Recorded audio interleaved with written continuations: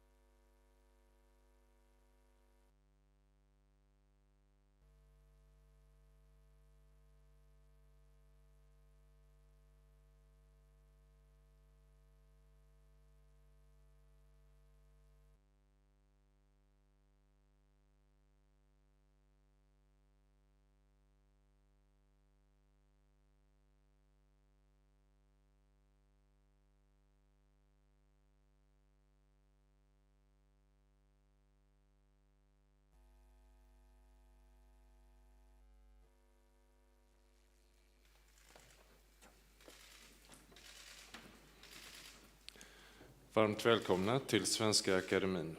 Jag heter Mats Malm och är akademins ständiga sekreterare. Akademin har just sammanträtt och kan presentera sitt beslut om vem som tilldelas årets Nobelpris i litteratur. Very welcome to the Swedish Academy. My name is Mats Malm, I'm the permanent secretary. The Academy has convened and can now announce its decision on the Nobel Prize in Literature. Nobelpriset i litteratur år 2023 tilldelas den norska författaren Jon Fosse för hans nyskapande dramatik och prosa som ger röst åt det otsägbara. The Nobel Prize in Literature for 2023 is awarded to the Norwegian author Jon Fosse for his innovative plays and prose which give voice to the unsayable. Jag har just kunnat tala med Jon Fosse på telefon. Det är inte alltid som jag blir trodd när jag ringer upp på det här sättet. Men han var beredd att lita på mig åtminstone fram till nu. Han var ute och körde bil vid sitt sommarställe norr om Bergen vid Sognefjord. Han lovade att köra hem försiktigt och se på tillkännagivandet. Vi har börjat tala om praktiska ting och om Nobelveckan i December. I've just spoken to Jon Fosse on the phone. Not every laureate believes me when I make the call, but he was prepared to have confidence until 1 o'clock.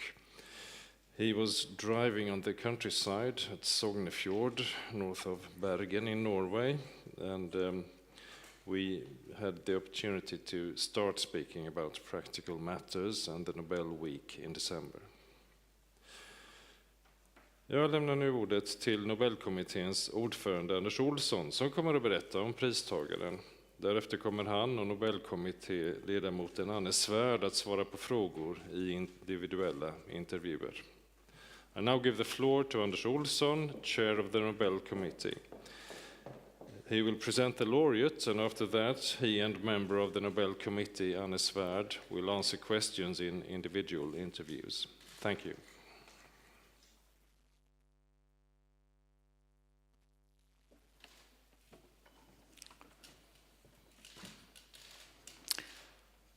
Welcome to this press conference on the Nobel Prize Laureate of Literature 2023. My name is Anders Olsson, chairman of the Nobel Committee. The other members of the Nobel Committee that have prepared this year's Nobel Prize in Literature are Ellen Mattsson, Steve Sem-Sandberg, Anne Svärd, and Per Westberg. Our co-opted committee member has been Mats Malm, permanent secretary of the Swedish Academy. After my presentation of the laureate's work in English, my colleague in the Nobel Committee, Anne Svärd, and I will take individual interviews. More information about our laureate can be found on the Academy's homepage, www.nobelprize.org.